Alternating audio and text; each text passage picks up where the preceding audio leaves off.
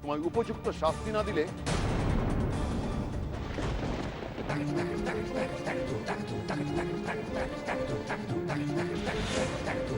এতগুলো বছর পর তোমার ভাই যে প্রস্তাব এনেছে আমি সেটা তোমার মুখ থেকে শুনতে চাই। বলো সর্বাণী, বলো।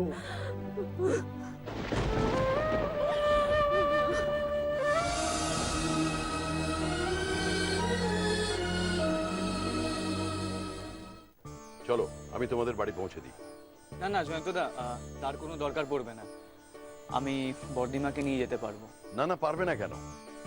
তুমি তো এখন সেই ছোট্ট ভূতটি নেই, এখন তুমি তোমার বড়দিমার বিয়ে দিতে চলেছো, নিজে বিয়ে করতে চলেছো। তবু আমার গাড়িতে যখন আছে তখন তোমরা আর আলাদাভাবে যাবে কেন? মামু তো একদম ঠিক বলেছে, এখন থেকে যদি কোনো দরকার হয় তাহলে সবসময়ের জন্য তোমাদের বাড়িতে গাড়ি থাকবে, আমার নতুন মায়ের জন্য।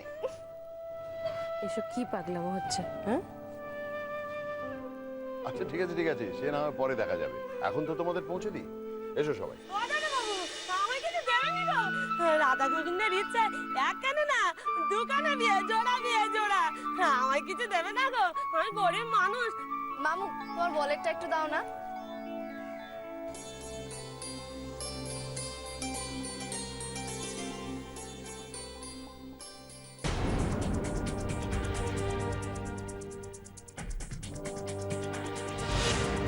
দাঁড়াও, তোমাকে আরো দিচ্ছি। হ্যাঁ,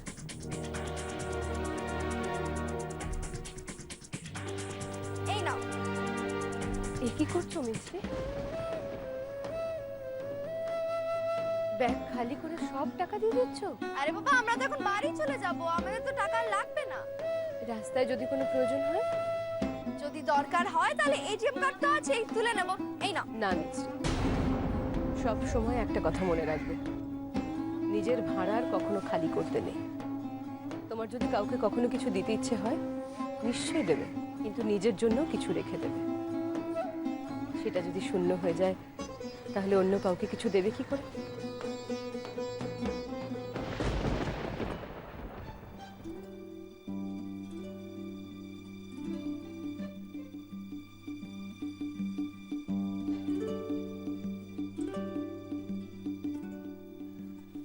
রাজরানী হও মা, ভগবান তোমার মঙ্গল করুন। তোর আসল ট্রেনিং আজ থেকেই শুরু হয়ে গেল মিছরি। জয়ন্তদা চলুন এবার যাওয়া যাক। হ্যাঁ চলো।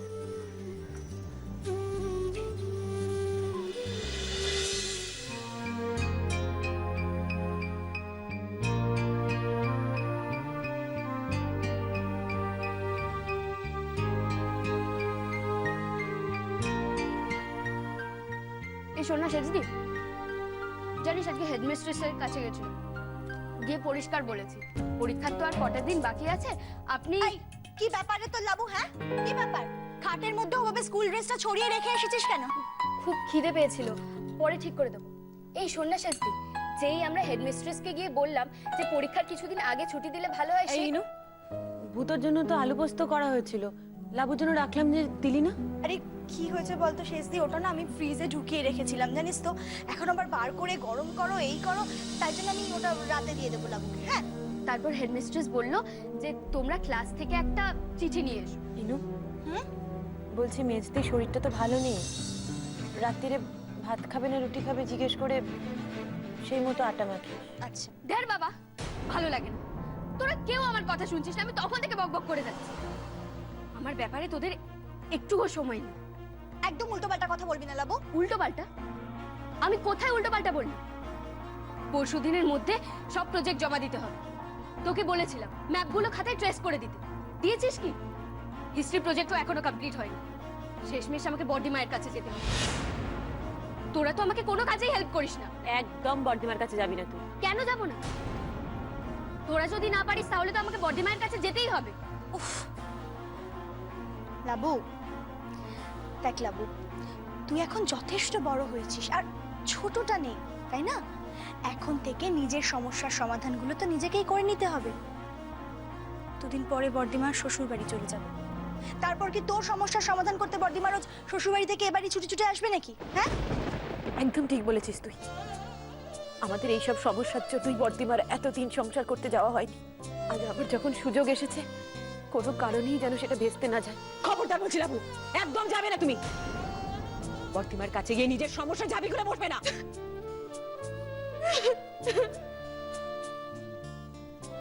এই এই বাবু, ওভাবে কাঁদছিস কেন? ওরে পাগলি, বর্দিমাকে তো এবারে এ বাড়ি ছেড়ে যেতেই হবে। চিরটা কাল কি সে আমাদের কথা ভেবে এ বাড়িতে পড়ে থাকবে নাকি? নিজের জীবনটা নষ্ট করবে? এই লাবু, আমরা তো আছি, আমরা তোকে কোনো কষ্ট পেতে দেবো না। হুম? অত কান্নাকাটি যে কি আছে আমি তো কিছু বুঝতে পারছি না বাবা। তোরা বাড়িশো আচ্ছা না একামি কর। আরে বাবা, বর্দিমা চলে গেলে কি ঘরটা একেবারে অন্ধকার হয়ে যাবে নাকি? সব সংসারটা একেবারে থেমে যাবে?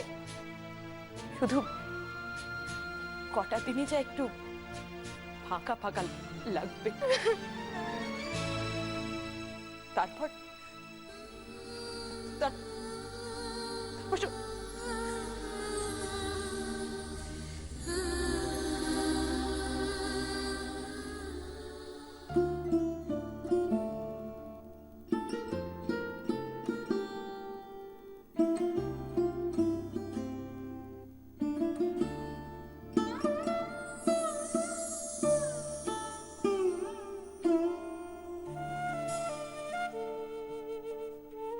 এতগুলো বছর পরে আবার আমার পাশে তুমি বসে আছো সর্বাণী। মনে হচ্ছে যেন সেই আগেকার দিনগুলো আবার ফিরে এসেছে আমাদের জীবনে।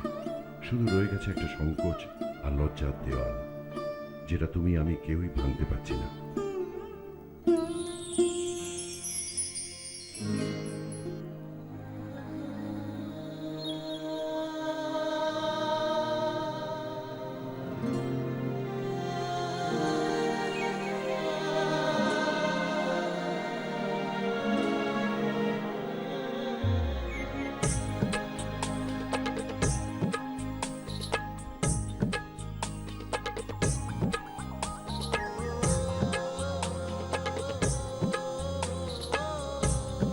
কি বুধবাবু,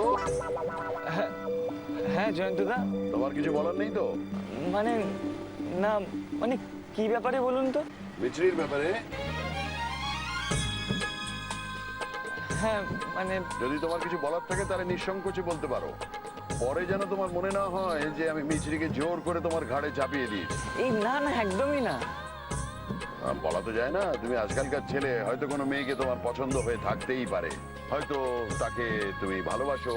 আমি সেরকম কাউকে, সেরকম কাউকে? কি বলো বলো, সংকোচ করো না। মানে আমি সেরকম কাউকে পছন্দ। সে কি, কোনো মেয়েই তোমার পছন্দ নয়? কি মিছরি কেউ না?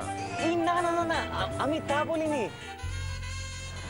আমি মিছরিকে, মানে আমি শুধু মিছরিকেই। মানে শুধু মিছরিকেই তোমার পছন্দ, তাই তো? হ্যাঁ, এই মানে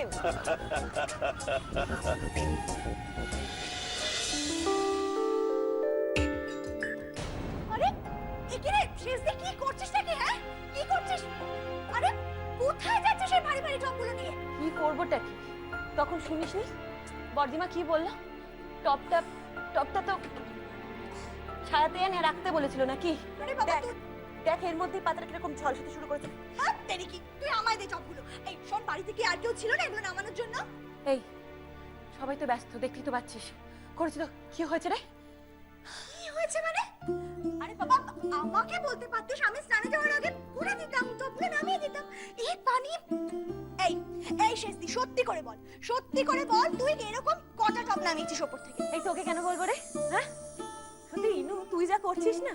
ও বুঝেছি, বর্দিমা কাল তোকে বলছিল যে ছাদে রোদ লেগে গাছগুলো শুকিয়ে যাচ্ছে, টবগুলো নামাতে হবে। আরে বাবা, তার মানে কি তোকে বলেছে নাকি নামাতে? বর্দিমা তো নিজে। তুইও কি লাবুর মতো ছেলে মানুষ হয়ে যাচ্ছিস দিনকে দিন? বর্দিমার আমাদের সংসারে কতদিন থাকবে? এবার তো এই কাজগুলো আমাদের কি ভাগাভাগি করে করতে হবে। আচ্ছা বাবা, হয়েছে, আমি তোর সঙ্গে আর এই ব্যাপার নিয়ে কোনো তর্ক করতে চাই না। আমার রাজ্যের কাজ পড়ে রয়েছে, তুই আমাকে টপগুলো দে তো। এই তুই দে টপটা আমাকে। আরে বিপদ না, ওকে ছাড়বি। আরে সব তুই আমাকে দে। আরে তুই ছাড় না।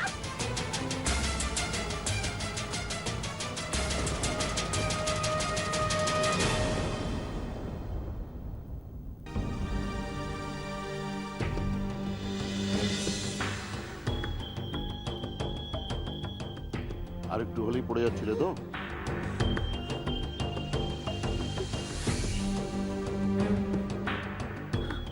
আপনি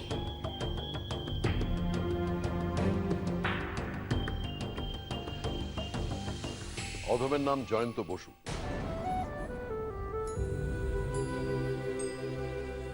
জয়ন্তদা, আপনি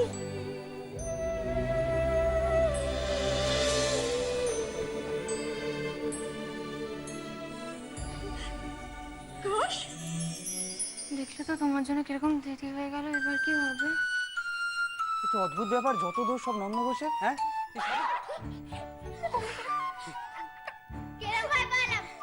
হ্যাঁ, থাম থাম, ভয় পাওয়ালাম আবার কি?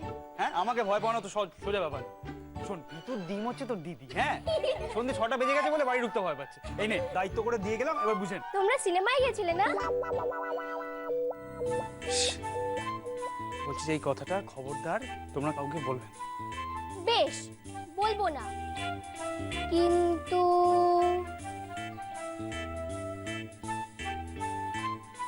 কিন্তুটা আবার কি? আমাদের ঘুষ। এ কি অসভ্যতা? না, দেখি ওদের জন্য কিছু ঘুষ পাওয়া যায় কিনা। এতে চলবে?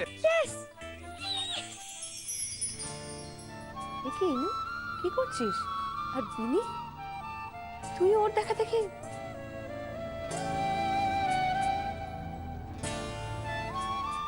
কি হলো? নাও ধরো। তোরা কি ওকে এখানেই দাঁড় করিয়ে রাখবি? একটু চা জল টল দিবি না? তাই তো, একদম ভুল হয়ে গেছে জয়ন্তদা। আসুন, ভেতরে আসুন। বসার ঘরে কিন্তু আরো একজন অতিথি আছে। কি বর্দিমা? মিছরি। মিছরি এসেছে, আর ভূতও আছে ও ঘরে। ওরা দুজন কথা বলছে। ও ইনু, তুই ও ঘরে একটু মিষ্টি আর শরবত দিয়ে আন। যাচ্ছি বর্দিমা, চলুন জয়ন্তদা ভিতরে। হ্যাঁ চলো।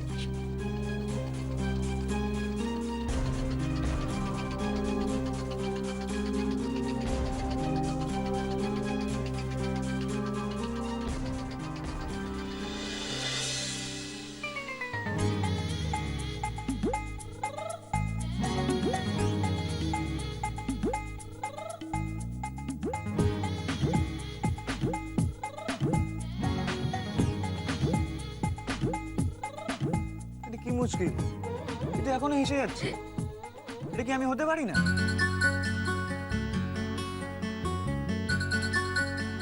এটা আমি। কি, আপনি তো এখনো হেসে যাচ্ছেন? আরে আচ্ছা, আপনি কি সত্যি এটা? আমি কিন্তু জাস্ট ভাবতে পারছি।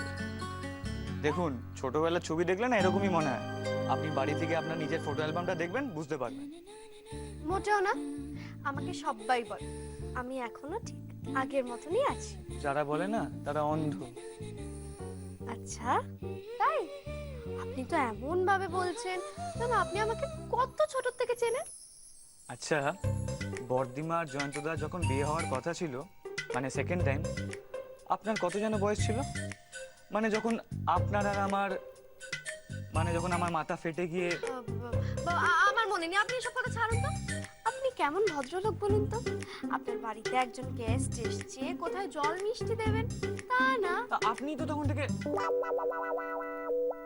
আচ্ছা ঠিক আছে ঠিক আছে, আপনি আমার গেস্ট, আমি আপনার সঙ্গে ঝগড়া করব না। আমি বরং আপনার জন্য। আমার খুব খিদে পেয়েছে, খুব খিদে পেয়েছে। শুধু জল মিষ্টি খাওয়ালে কিন্তু হবে না, জানেন নতুন মা।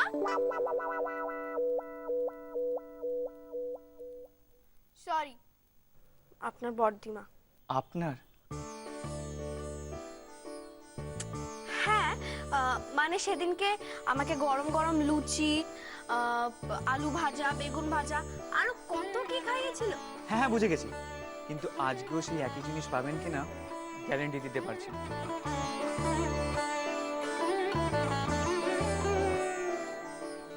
হ্যাঁ, আমি আসার সময় মোড়ের মাথায় একটা কেক পেস্ট্রির দোকান দেখেছি। ওখান থেকে আমার জন্য একটু কেক এনে দেবেন প্লিজ। আর হ্যাঁ, ওর সাথে ক্লাব স্যান্ডউইচ হলে দারুণ হয়। ঠিক আছে, আমি দুটোই আনার চেষ্টা করছি। আচ্ছা শুনুন, আপনি কোথায় যাচ্ছেন? এই যে আপনি কি সব খেতে চাইলেন, সেগুলোই আনতে যাচ্ছি। কাজের লোককে পাঠিয়ে দিন, আপনি কেন যাচ্ছেন? আর তাছাড়া আমি কি এখানে একা একা বসে থাকবো নাকি? মিছরি, আমাদের বাড়িতে কোনো কাজের লোক নেই। কাজের লোক নেই মানে? মানে আবার কি? কাজের লোক নেই মানে কাজের লোক নেই। একজনও নেই? না, তাহলে বাড়ির এত কাজ কারা করে?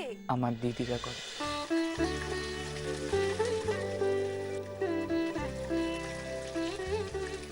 বাবারে, এই ভর দুপুরে যে জয়ন্তদারা এভাবে চলে আসবে তা কি জানতো বলতো ইনু? ভাগ্যিস ফ্রিজে কয়েকটা মাছ ছিল, তাহলে কি যে লজ্জায় পড়তে হতো। এই তুই যা, আমাকে মশলার কৌটোগুলো এগিয়ে দে। সত্যি এই ভর দুপুরবেলা না খাইয়ে পাঠালে কিন্তু আমাদেরই খারাপ লাগতো, তাই না বল? তার চেয়ে বরং আমাদের পক্ষে যতটুকু সম্ভব ততটুকু দিয়ে করব। এই কথা তো বলতে পারবি না যে আমরা খাতির করিনি। আরে তুই যে মেজদিকে ফোন করলি অফিসে, কি বললো মেজদি? আরে মেজদি তো প্রথমে বিশ্বাসই করতে চাইনি, তারপর বলল আমি ঠিক জানতাম আমাদের মনের ইচ্ছে একদিন ঠিক পূরণ হবে। বর্দিমার দিকে ভগবান ঠিক মুখ তুলে চাইবেন। কিন্তু মেজদি আসবে কখন? মানে এরকম সময় বেরোতে পারবে তো অফিস থেকে? এই তো 8 ঘন্টার মধ্যে ঢুকে যাবে বললো। এই সিদ্ধি, আমি না মেজদিকে বলে দিয়েছি যে বেশি করে রাবড়ি আনতে। তোর মনে আছে জয়ন্তদা রাবড়ি খেতে কত ভালোবাসতো? দেখুন, যা হওয়ার হয়ে গেছে, কিন্তু এখন থেকে রান্না করার জন্য আলাদা, কাপড় কাচার জন্য আলাদা, বাসন মাজার জন্য আলাদা, সবকিছুর জন্য আলাদা আলাদা লোক রাখতে হবে। সবকিছুর জন্য আলাদা আলাদা? হ্যাঁ, অবভিয়াসলি কাজগুলো তো প্রপারলি ডিস্ট্রিবিউট করতে হবে, তাই না? যেরকম দেখুন, যতগুলো মাল্টি ন্যাশনাল কোম্পানি আছে ওখানে এক একজনের উপর এত হেক্টিক প্রেসার থাকে, তারা তো মানে তাতে। এক মিনিট, সেসব তো বুঝলাম, তাহলে বাড়ির লোকেরা কি করবে? অন্য কাজ খুঁজে বের করতে হবে। আসলে দেখুন, যত লোক রাখা যায় তত ভালো। কারণ কি, দেশে তো একটা এমপ্লয়মেন্ট বাড়াতে হবে না? যেরকম আমি আমার সেক্রেটারি কাকুকে সব বুঝিয়ে দিয়েছি, যেরকম স্ট্রিক্টলি বলে দিয়ে। আপনি হাসছেন? আচ্ছা, আমি কি কিছু ভুল বলেছি? না, আপনি কিচ্ছু ভুল বলেননি। তাহলে আপনি হাসছেন কেন?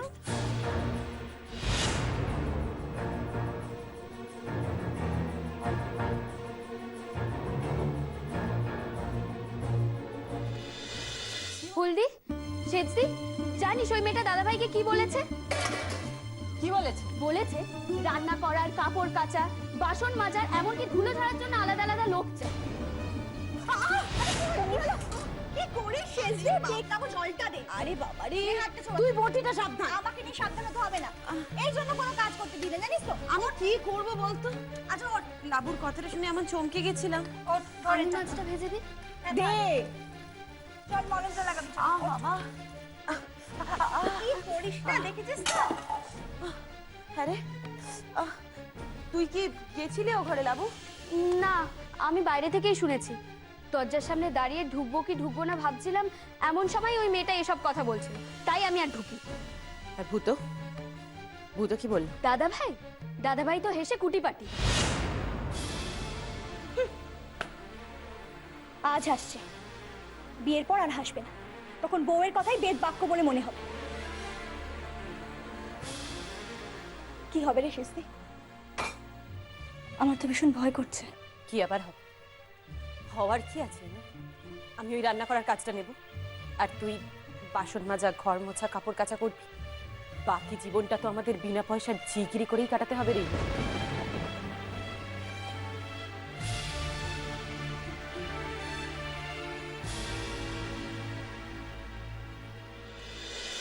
অভাব কাকে বলে আপনি এখনো বুঝতে পারেননি, কিন্তু আমি জেনেছি। আমাদের সংসারে অভাব ছিল বলেই দিদিদের ভালোবাসা, স্নেহ আমি অনেক বেশি করে পেয়েছি। আপনি জানেন, দিদিরা আমাকে সব সময় আগলে রাখতো, কোনোদিনও দুঃখ কষ্ট ফিলও করতে দেয়নি।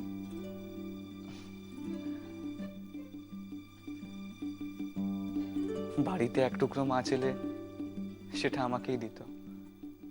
ওরা নিজেরা আধ পেটা খেয়েও আমাকে কোনোদিনও বুঝতে দেয়নি। ওরা নিজেরা পরিশ্রম করে, রোজগার করে আমাকে ভালো স্কুলে পড়িয়েছে, ভালো কলেজে পড়িয়েছে, কিন্তু আমাকে সুযোগ করে দেওয়ার জন্য ওরা নিজেরাই ভালো করে পড়াশোনার সুযোগ পায়নি। পুজোর সময় দিদিদের নতুন জামা কাপড় হয়নি, কিন্তু আমায় ঠিক নতুন জামা কাপড় পরিয়ে প্যান্ডেলে ঠাকুর দেখতে পাঠিয়েছে। আমি আমি সেই দিনগুলোর কথা কোনোদিনও ভুলতে পারবো না। ফিস জমা দেওয়ার লাস্ট ডেট, কিন্তু তখনও ফিস জমা দেওয়া হয়নি। বর্দিমা মেজদি পাগলের মতো ছোটাছুটি করছে, আত্মীয় স্বজনরা পরামর্শ দিয়ে সাহায্য করছে, উপদেশ দিচ্ছে যে আমাকে পড়াশোনা ছাড়িয়ে দিতে, গ্যারেজে কাজ করতে।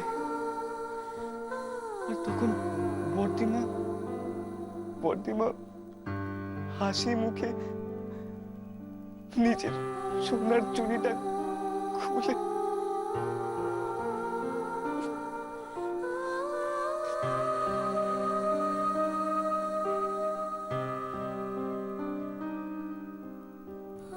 ব্যাস, আর না। তোমার দিদিরা তোমার জন্য অনেক কষ্ট করেছে। এবার তোমার পালা। তোমাকে তোমার দিদিদের ভালোভাবে রাখতে হবে।